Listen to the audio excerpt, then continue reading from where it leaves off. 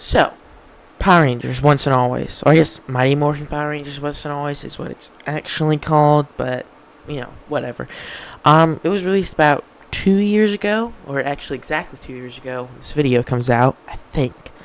Wait, maybe not exactly 2 years. I don't know. But yeah, I wanted to take a look back and see how it's changed over the years.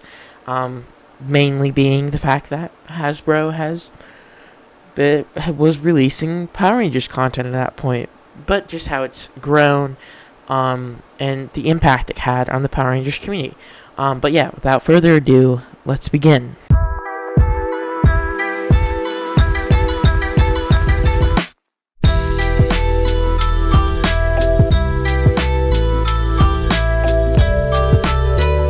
So before we start talking about the actual review, I guess you could call it, I'll recap the events for the special for those who haven't seen it in a while. However, if you have not seen it at all, I recommend that you go watch it. Pause this video, go watch it, and then come back to this video, as it is a really good special.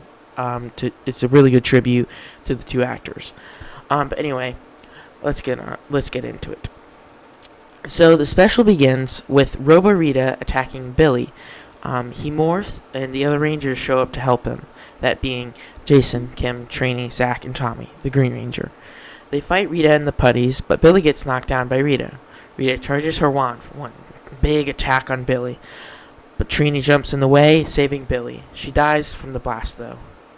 Rita teleports to her dark dimension to formulate a plan.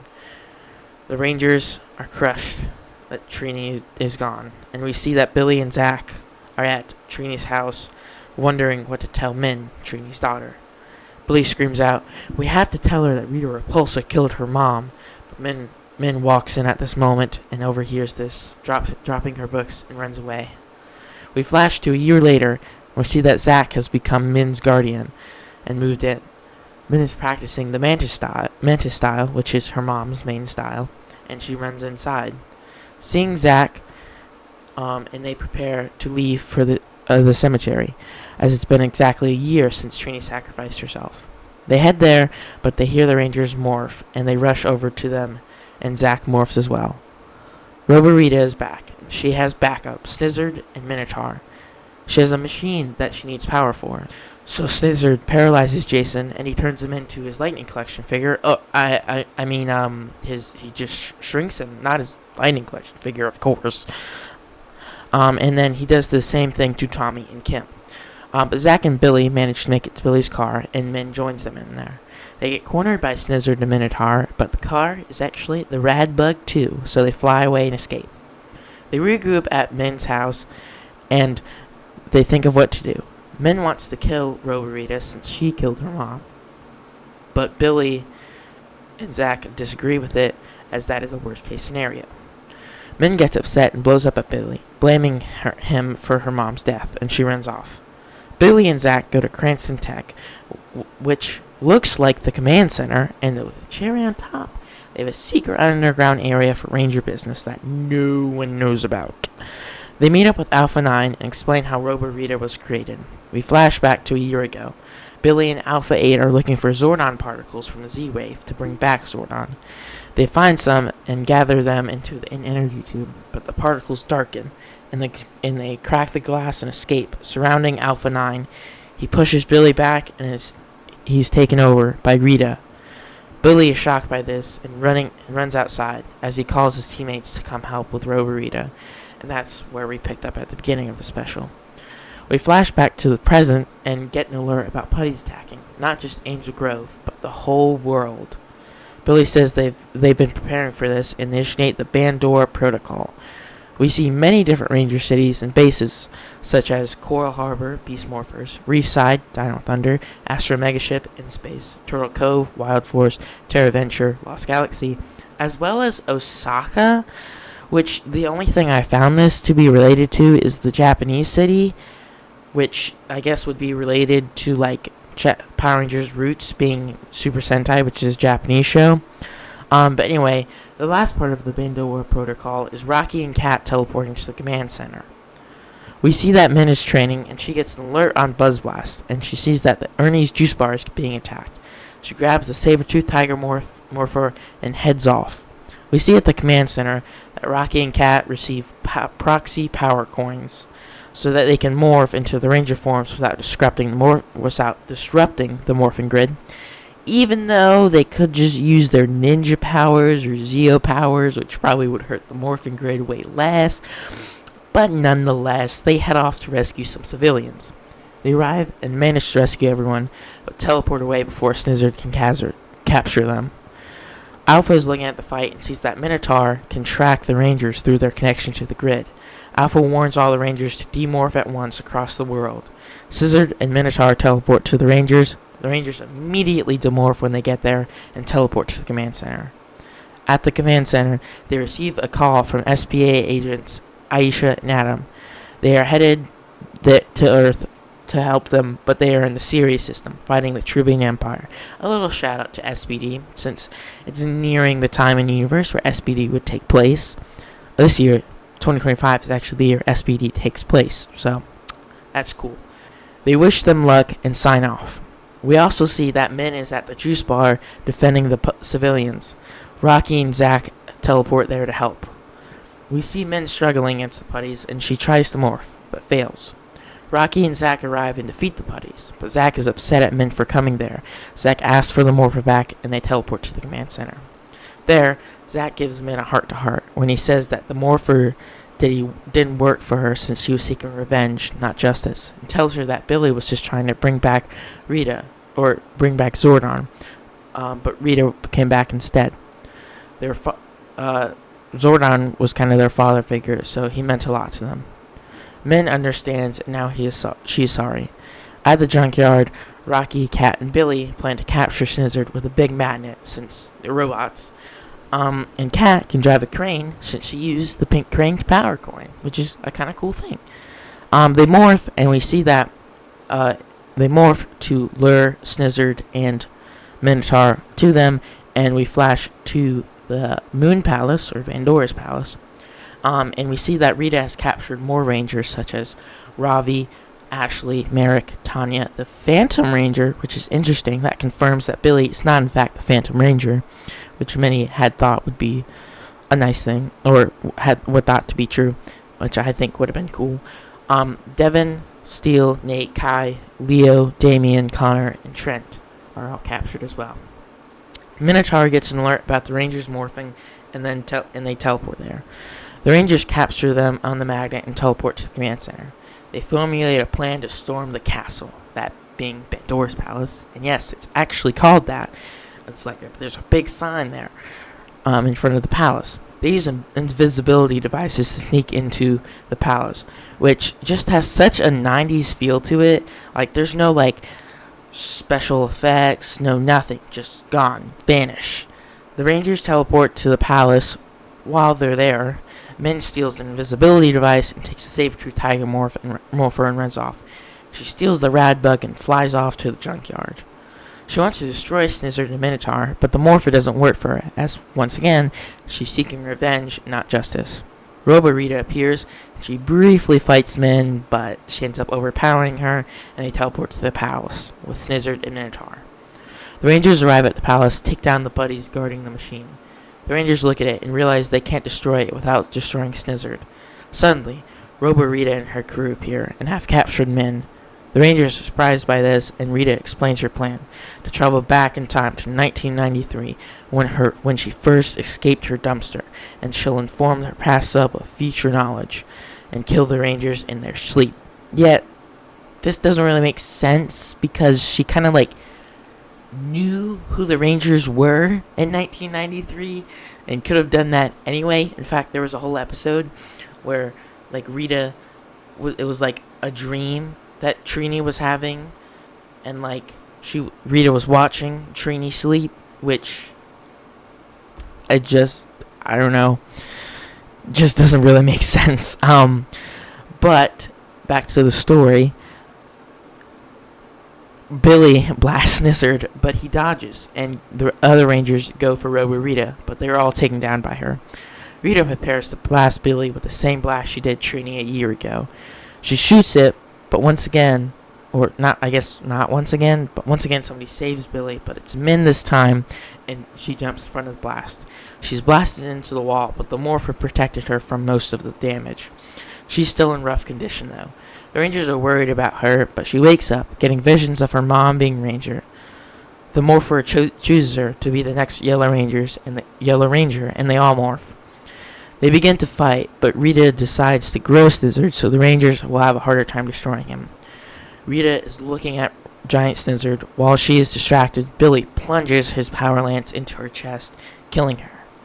Billy summons the Zords, and Alpha teleports them to the moon. The Megazord is formed, and Min and Billy get into the cockpit. They fight Snizzard, while Rocky, Cat, and Zack fight Minotaur. They destroy him and join the Rangers in the Megazord, which has a unique arrangement, with Billy in like the front main seat Jason usually is, Min to his right, Cat behind Min, Zack to his left, and Rocky behind Zack. Roborita reboots and gets ready to teleport to the past, but the Rangers destroy Snizzard and teleport back to the castle, catching her in the act.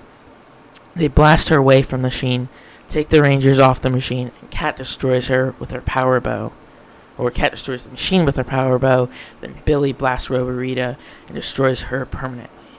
The Rangers regroup at the command center with Aisha and Adam finally arriving. They have the kidnapped Rangers on their ship and prepare to head to Aquitar to heal them. They bid farewell to the Rangers, and Cat and Rocky must also leave, so they bid them all goodbye. They all teleport away, and Billy, Zack, and Min head to the juice bar where they talk about their adventure. Zack grabs some drinks, and Billy asks Min if she wants any souvenirs from Miranoi, and she declines and apologizes for what she said to him earlier. He says it's fine, and that if it wasn't for her mom overcoming her fear of heights, he'd be long gone. Zack comes back with drinks, and happy they are getting along. Min asks for more stories of their adventures, and the special ends. And the song from that one episode, Song of Guitaro, I think it's called, plays, and it is as a thank you for Jason David Frank, Tweet Train, as a memorial for them. But it also ends with a version of the original theme song title with like the new Rangers in it, with like Cat, Rocky, Aisha, Zack, Min, and Billy, where we're like flash to their, I don't know what you would call it, like their previous title screens, like the part where it like split in half, and there would be the Ranger demorphed on one side, and then like I think that's how it was. The Ranger demorphed on one side, and their Ranger form on the other side. You know what I'm talking about, right? And then like they would also flash to newer versions of it. But yeah, that is it for the review. Now it's time, or that is it for the recap. Now it's time for the review part. So to begin this review, I would just like to say thank you to Jason David Frank and Tweet Train for all you did for the Power Rangers franchise. Without you guys, this franchise might not even have existed, so thank you very much. This means a lot. That means a lot to me. But yeah, this special, as like, kind of like, I don't know, mean? I don't know how you would put it, but like, as weird as it is, the special does mainly focus on Tweet Train, memorial for her. I forget what the word is. But that is because at the time, Jason David Frank had not passed away. He was still alive during the filming and the writing process, so they didn't know that they were going to have to incorporate him into the tribute. That's what the word is, tribute. But yeah, they did end up... Luckily, he didn't sign on to do it, so they didn't have to, like, I don't know, maybe they would have edited him out, I don't know. But they kind of did, like, at the end, they kind of said thank you to him, and that was cool. But I do wish that they could have found a way, or had him be more a part of it. Like, I don't know, cast someone as JJ, and then have JJ be the new Green Ranger. I also thought a different idea would have been cool is if they introduced Matthew Cook, who, if you don't know, is he's the third Green Ranger technically in the comics. But again, the comics are a different universe, so you can't blame them too much. But I really thought the special was really, really, really cool. It tributes them well, does good with how they handle it. It's not too heavy on it. And I love that they have men. They didn't have, I forget her name, but Min's actor, they didn't have her just replace Trini, or replace Twee Trang as Trini and just continue special like that. They had her instead be her daughter, which is just awesome. That's great. I love that. But I think it's really cool what they did in the special. And I remember seeing something where you can tell in the special, it's really focused towards Billy, Zach, and Min. Kat and Rocky are really there, so there's a pink and red ranger. They're part of the story, but they're really just there, so there's a pink and red ranger. It's mainly focused towards them, because that's what they were trying to do. David Yost and Walter Jones were pitching this for I think a couple years to different people, trying to get them to sign on to do it or to give them the money to do it. And they eventually ended on this story, and I think they were executive producers or something, which is awesome that they were. Sorry for the voice crack. That they were a part of this. By the way, sorry. After I talk for so long, my voice starts to get really weak, because going through puberty, because I'm a teenager. So that's why after talking for so long, my voice gets weird. But anyway, back to this. It's really cool that they were they wanted to do this. They were the ones yeah, I want to do this. It's unfortunate that Austin St. John, he was in some legal troubles at the time, and I don't think he could even leave the state of Texas, or something like that. And Amy Jo didn't really want to sign on, but it kind of makes sense.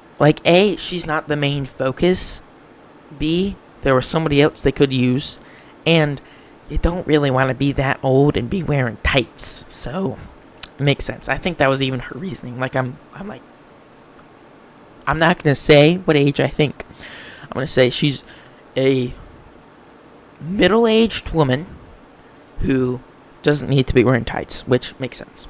But I do love they had Catherine Hillard and Steve Cardenas return for this special, which actually, 1 second.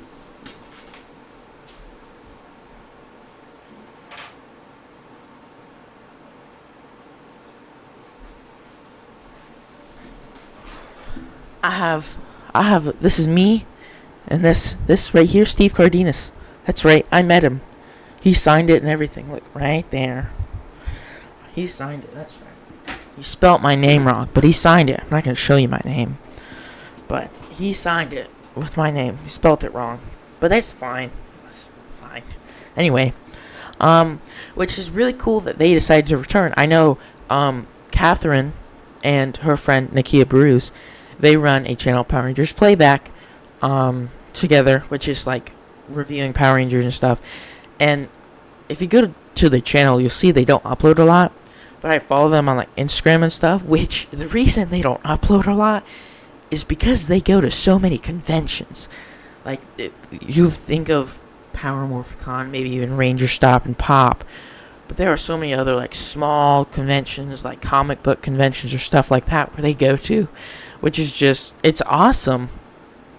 So they can't upload as much as they probably want to, but it is really cool what they do. I love what they do. I watch all their videos. But anyway, back to this. That's really all I have to say. Special means a lot to me, and I hope you guys all enjoyed this. If you did, make sure to hit that like button and subscribe. By the way, I don't think I've mentioned this at all. I have a Discord server, link in the description. Please go check that out. I have one other member. Please go check that out. It's a fun place. Just hang out, talk Power Rangers with anybody you want. But yeah, I will see you guys next week. Bye.